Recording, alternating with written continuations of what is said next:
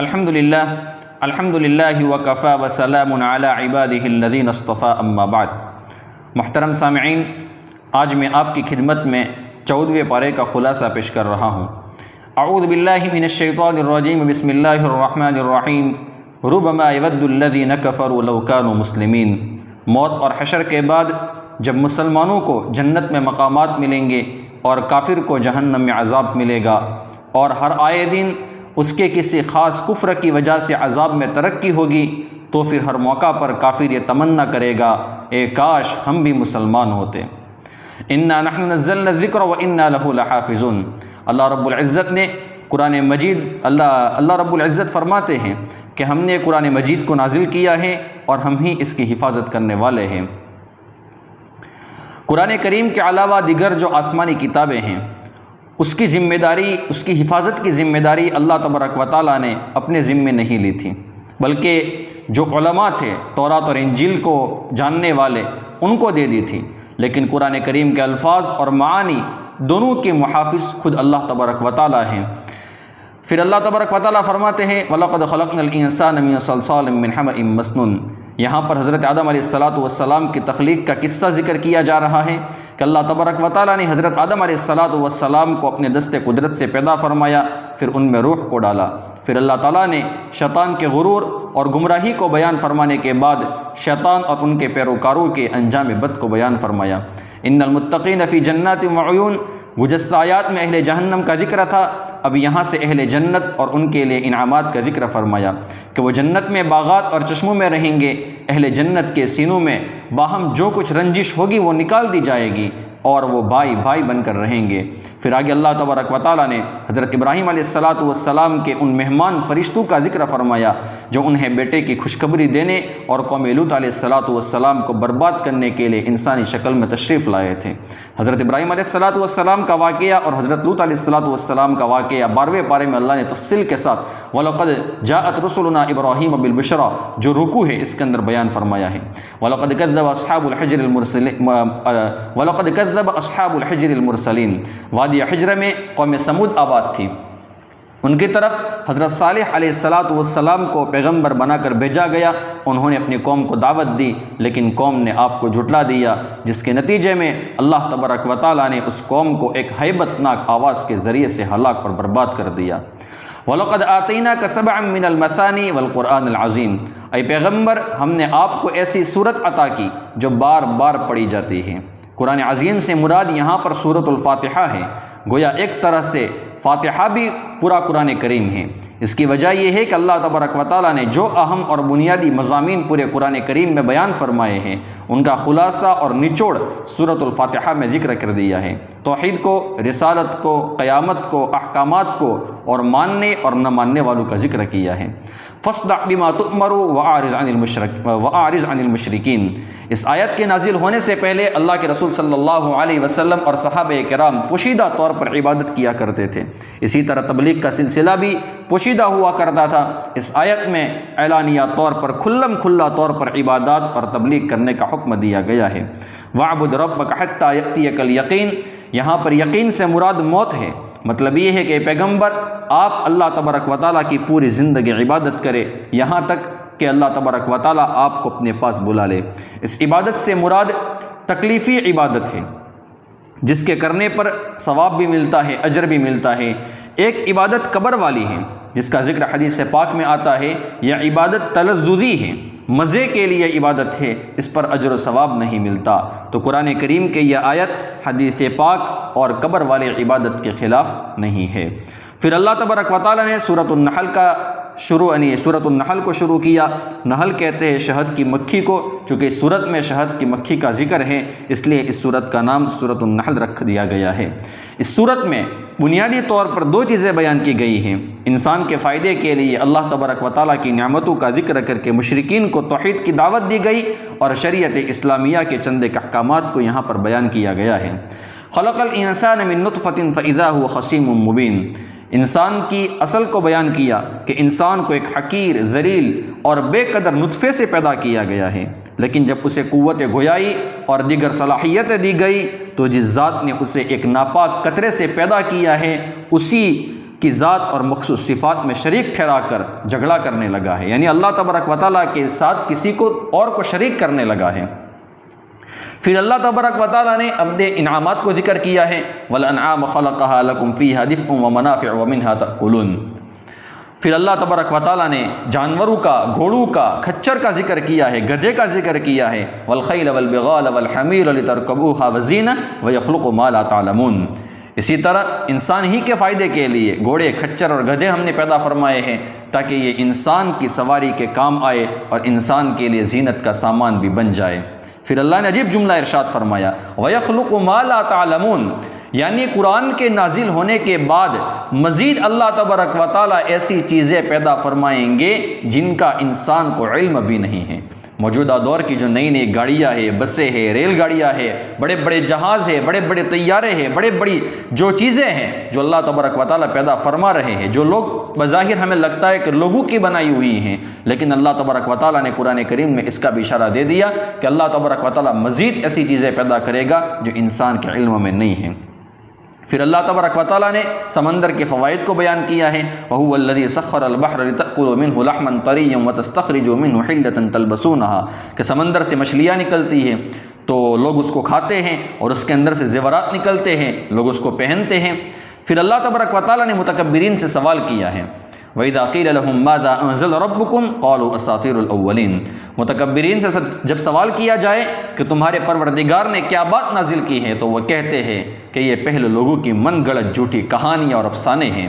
اللہ تعالیٰ فرما رہے ہیں ان باتوں کا نتیجہ یہ ہے کہ قیامت کے دن یہ لوگ خود اپنے گناہوں کے پورے بوجھ بھی اٹھائیں گے اور ان لوگوں کے بوجھ بھی اٹھائیں گے جن کو یہ بغیر علم کے گمراہ کر رہے تھے۔ یہ بوجھ بہت ہی برا ہے جس کو یہ اٹھا رہے ہیں۔ اس کے بعد اللہ تبارک و تعالیٰ نے متقین سے سوال کیا ہے، وَقِيلَ لِلَّذِينَ اتَّقُوا مَاذَا أَنزَلَ رَبُّكُمْ قَالُوا خَيْرًا لِلَّذِينَ أَحْسَنُوا فِي هَذِهِ الدُّنْيَا حَسَنَةً وَلَدَارُ الْآخِرَةِ خَيْرٌ وَلَنِعْمَ دَارُ الْمُتَّقِينَ۔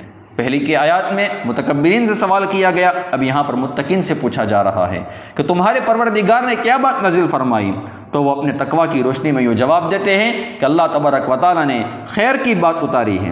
آگے ان کے نتیجے کو بیان کیا کہ ان کے لیے دنیا میں بھی بہتری ہے اور آخرت کا تو گھر ہے ہی ان کے لیے سراپا بہتری جس میں وہ ہمیشہ رہیں گے۔ پھر اللہ تبارک و تعالیٰ نے منکرین رسالت کے شبے کا جواب دیا ہے، وَمَا أَرْسَلْنَا مِن قَبْلِكَ إِلَّا رِجَالًا نُوحِي إِلَيْهِمْ فَاسْأَلُوا أَهْلَ الذِّكْرِ إِن كُنتُمْ لَا تَعْلَمُونَ۔ منکرین آپ صلی اللہ علیہ وسلم کی رسالت کا انکار اس وجہ سے کر رہے تھے کہ آپ بشر اور انسان ہیں۔ ان کے خیال کے مطابق کسی انسان اور بشر کو رسول نہیں ہونا چاہیے۔ انہیں بات سمجھائی کہ ہم نے نبی اکرم صلی اللہ علیہ وسلم سے پہلے جتنے بھی انبیاء کرام علیہ الصلاۃ والسلام بھیجے ہیں وہ سب بشر تھے اور انسان تھے۔ اے منکرو، اگر تمہارے پاس علم نہیں ہے تو اہل علم سے پوچھ لو۔ اس آیت سے تقلید ثابت ہو رہی ہے کہ اگر کسی آدمی کے پاس دلیل نہ ہو تو اہل علم سے پوچھ لے، اور اسی کا نام تقلید ہے۔ اس کے بعد اللہ تبارک و تعالیٰ فرماتے ہیں، وَإِذَا بُشِّرَ أَحَدُهُم بِالْأُنثَىٰ ظَلَّ وَجْهُهُ مُسْوَدًّا وَهُوَ كَظِيمٌ۔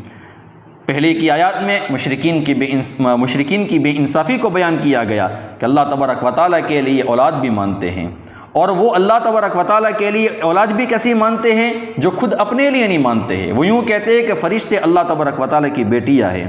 اب یہاں پر ان کی ایک بری عادت کو بیان کیا جا رہا ہے کہ اگر ان کے یہاں لڑکا پیدا ہوتا ہے تو یہ خوش ہوتے ہیں، اور جب ان کے یہاں بیٹی پیدا ہوتی ہے تو ان کا چہرہ سیاہ ہو جاتا ہے، اور اسے اتنا برا سمجھتے ہیں کہ لوگوں سے منہ چھپاتے پھرتے ہیں اور سوچتے رہتے ہیں کہ ذلت اور برداشت کر کے اسے اپنے پاس رکھ لے یا پھر زمین میں اس کو دبا دے۔ وَإِذَا بُشِّرَ أَحَدُهُم بِالْأُنثَىٰ ظَلَّ وَجْهُهُ مُسْوَدًّا وَهُوَ كَظِيمٌ۔ آگے اللہ فرماتے ہیں، يَتَوَارَىٰ مِنَ الْقَوْمِ مِن سُوءِ مَا بُشِّرَ بِهِ أَيُمْسِكُهُ عَلَىٰ هُونٍ أَمْ يَدُسُّهُ فِي التُّرَابِ أَلَا سَاءَ مَا يَحْكُمُونَ۔ یہ کتنا برا فیصلہ ہے جو وہ لوگ کر رہے ہیں۔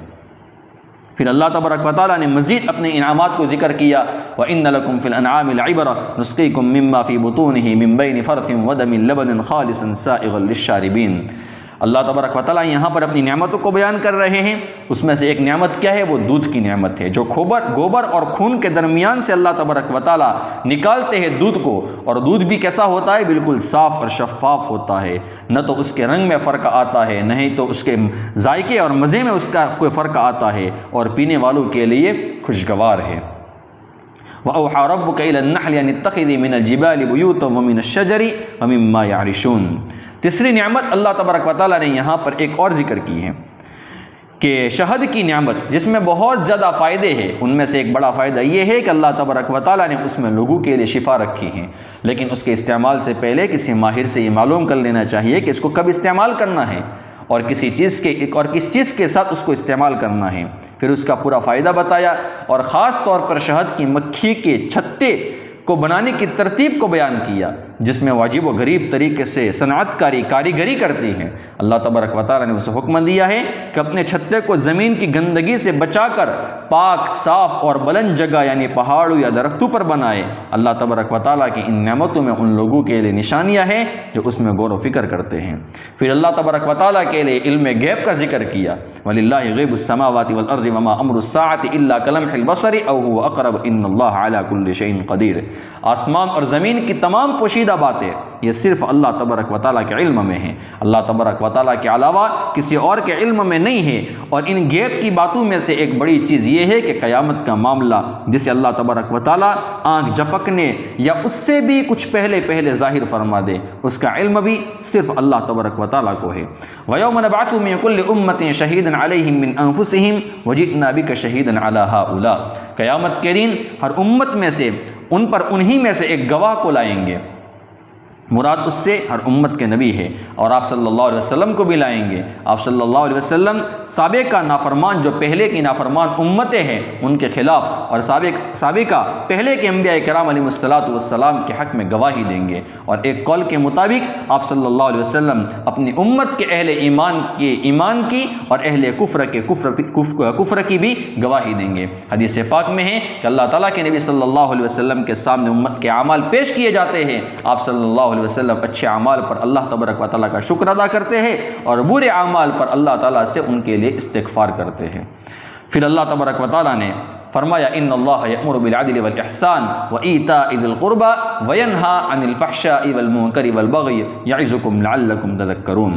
یہ قرآن کریم کی جامع ترین آیت ہے، اس میں اللہ تبارک و تعالیٰ نے 3 چیزوں کے کرنے کا حکم دیا ہے اور 3 چیزوں سے منع کیا ہے۔ اللہ تعالیٰ نے انصاف کرنے کا حکم دیا ہے، بھلائی کرنے کا حکم دیا ہے، اور قریبی رشتہ داروں کے حقوق کو ادا کرنے کا حکم دیا ہے۔ اور 3 چیزوں سے اللہ نے منع کیا ہے، بے حیائی سے منع کیا ہے، بدی سے منع کیا ہے، ظلم و زیادتی سے منع کیا ہے۔ گویا اس آیت میں اللہ تبارک و تعالیٰ نے مختصراً پورے دین اسلام کو سمیٹ کر رکھ دیا ہے۔ اللہ تعالیٰ ہمیں ان تمام چیزوں کے اوپر عمل کرنے کی توفیق عطا فرمائے، جن چیزوں سے اللہ نے بچنے کا کہا ہے اس سے بچنے کی ہمیں توفیق عطا فرمائے۔ وَإِذَا بَدَّلْنَا آيَةً مَّكَانَ آيَةٍ وَاللَّهُ أَعْلَمُ بِمَا يُنَزِّلُ قَالُوا إِنَّمَا أَنتَ مُفْتَرٍ بَلْ أَكْثَرُهُمْ لَا يَعْلَمُونَ۔ اللہ تعالیٰ حکیم ذات ہیں، کبھی کبھی اپنے احکامات میں تبدیلی فرما دیتے ہیں، یعنی ایک حکم تبدیل کر کے اس کی جگہ دوسرا حکم نازل فرما دیتے ہیں۔ مشرکین آپ صلی اللہ علیہ وسلم پر اعتراض کرتے ہوئے کہتے کہ احکامات کو تبدیل کیوں کیا جا رہا ہے؟ اس سے معلوم ہوتا ہے کہ یہ قرآن کریم اللہ تبارک و تعالیٰ کی طرف سے نہیں ہے بلکہ آپ نے اپنی طرف سے گھڑ لیا ہے۔ انہیں جواب دیا کہ یہ قرآن گھڑا ہوا نہیں ہے بلکہ اللہ تبارک و تعالیٰ کی طرف سے حق ہے، سچ ہے، جسے حضرت جبرائیل علیہ السلام کے ذریعے سے نازل کیا گیا ہے۔ پھر اللہ تبارک و تعالیٰ نے فرمایا من کفر باللہ من بعد ایمانہ الا من اکرہ وقلبہ مطمئن بالایمان۔ یہ بہت زبردست آیت ہے۔ صحابہ کرام کی جماعت وہ مقدس جماعت ہے جن سے اللہ تبارک و تعالیٰ نے جنت کا وعدہ کر لیا ہے، ان پر آزمائشیں، امتحانات بھی بہت آئے ہیں۔ یہ آیت حضرت عمار، حضرت یاسر اور حضرت سمیہ رضی اللہ تعالی عنہم کے متعلق ہے۔ کفار نے انہیں گرفتار کر کے کہا یا تو کفر اختیار کرو یا تو پھر تم قتل کر دیے جاؤ گے۔ حضرت یاسر رضی اللہ تعالی عنہ نے کفر کا جو کلمہ تھا وہ نہ کہا، یعنی رخصت کو چھوڑ کر عزیمت پر عمل کر کے جام شہادت نوش کر لیا۔ حضرت سمیہ رضی اللہ تعالی عنہ نے بھی عزیمت پر عمل کیا تو 2 اونٹوں کے ذریعے سے ان کے جسم کے 2 حصے کر دیے گئے۔ یہ دونوں بزرگ اسلام کے سب سے پہلے شہید ہیں، جبکہ حضرت عمار رضی اللہ تعالیٰ عنہ نے رخصت پر عمل کیا، دل ایمان پر مطمئن تھا، صرف زبان سے کفر کا کلمہ کہہ دیا۔ اللہ کے نبی صلی اللہ علیہ وسلم کی خدمت میں جا کر اپنا واقعہ سنایا تو اس پر یہ آیت کریمہ نازل ہوئی کہ دل ایمان پر مطمئن ہو تو زبان سے مجبوراً اگر کفر کا کلمہ کہہ دیا ہے تو یہ کفر نہیں ہوگا۔ ان ابراہیم کان امۃ قانتا للہ حنیفا ولم یک من المشرکین۔ یہاں پر امام الموحدین حضرت ابراہیم علیہ السلام پر جو اللہ تبارک و تعالیٰ نے دنیاوی اور اخروی جو نعمتیں بیان ان کے اوپر نازل کی تھی، اس کا اللہ تبارک و تعالیٰ نے یہاں پر ذکر کیا ہے۔ پھر اللہ تبارک و تعالیٰ نے دین کی دعوت کے طریقے بتائے ہیں، ادع الی سبیل ربک بالحکمۃ والموعظۃ الحسنۃ وجادلہم باللتی ہی احسن۔ اس آیت میں اللہ تبارک و تعالیٰ نے دعوت کی ترتیب کو بیان کیا ہے اور بتایا ہے کہ جب دعوت دینی ہو تو 3 طریقے استعمال کرو۔ نمبر 1 دلیل سے بات کرو، نمبر 2 فضائل اور ترغیب سے بات کرو، نمبر 3 اگر کوئی شبہات پیش کرے تو ان کو اچھے انداز سے اس کا رد بھی کرو۔ تو یہ 3 طریقے اللہ تبارک و تعالیٰ نے بیان کیے ہیں۔ اس لیے جتنے بھی دین کے کام کرنے والے ہیں، جس شعبے میں دین کا کام کرتے ہیں، ان تمام کو موقع محل کے مناسب گفتگو کرنی چاہیے، اور دعوت کے جو طریقے اور دعوت کے جو اصول قرآن و حدیث کے اندر موجود ہیں، اس کے اوپر عمل کرنا چاہیے۔ اللہ تبارک و تعالیٰ مجھے اور آپ کو کہنے سننے سے زیادہ عمل کرنے کی توفیق عطا فرمائے، آمین یا رب العالمین، وآخر دعوانا ان الحمد للہ رب العالمین۔